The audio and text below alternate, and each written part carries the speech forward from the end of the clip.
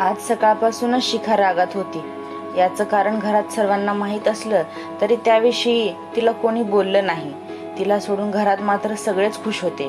आई स्वयंपाकात नवनवे पदार्थ बनविण्यात बिझी होती, तर शिल्पा, शिखाची छोटी बहीण, तिच्या आईला मदत करत होती। शिखाचे बाबा म्हणजे वसंत सरनाईक, ते एका नामवंत शिकवणीमध्ये शिक्षक म्हणून होते। घरची परिस्थिती बेताची, म्हणजे हातातोंडाशी घास। तालुक्याच्या ठिकाणी घर असल्यामुळे खर्च जास्त होत नसला तरी 2 मुलींचे शिक्षण आणि घर खर्च होताच की।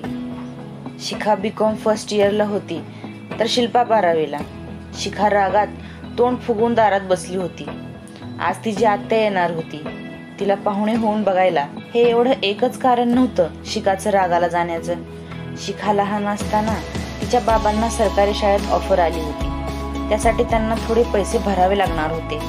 ते पैसे तिची आत्या देणार होती, तसं तिनं कबूल केलं होतं। पण ऐनवेळी आत्यानं हात वर केले आणि बाबा प्रायव्हेट ट्युशनमध्ये टीचर म्हणून लागले।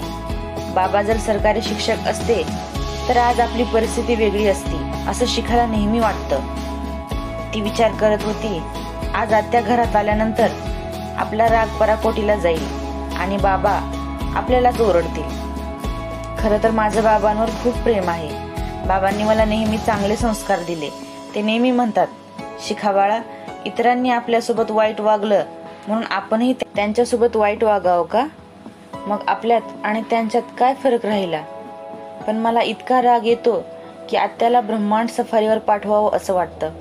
पण मग आज मी काय निर्णय घेऊ? तेवढ्यात पाहुणे आले। आत्या, त्यांचे मिस्टर आणि त्यांचा मुलगा विनय आणि थोडे नातेवाईक। आत्याचा मुलगा विनय इंजिनियर होता, लाखभर तर त्याला पगार होता। शिखा तयार होऊन चहाचा ट्रे घेऊन आली। चहा जेवढा गरम होता तेवढंच शिखाचं डोकंही, पण तिनं सर्वांना चहा दिला। सर्वांची बोलणी झाली। शिखा विनयला पसंत पडली। पुढची बोलणी लगेच करूयात असं आत्या म्हणाली। ठरलं तर मग पुढच्या महिन्यात साखरपुडा आणि 6 महिन्यांनी लग्न। 5 तोळे सोनं आणि 2 लाख हुंडा। लग्न शिखांच्या बाबांकडे। एवढा वेळ शांत बसून ऐकत असलेली शिखा आता मारक्या बैलाप्रमाणे आत्याला शिंगावर घेते की काय असं वाटत होतं। पण तिनं बाबांची शिकवण आठवली आणि शांतपणे उभी राहिली आणि म्हणाली, मोठ्या माणसांमध्ये बोलत आहे म्हणून मला माफ करा, पण मला हे लग्न मान्य नाही। आत्या तर मला आधीपासूनच आवडत नाही।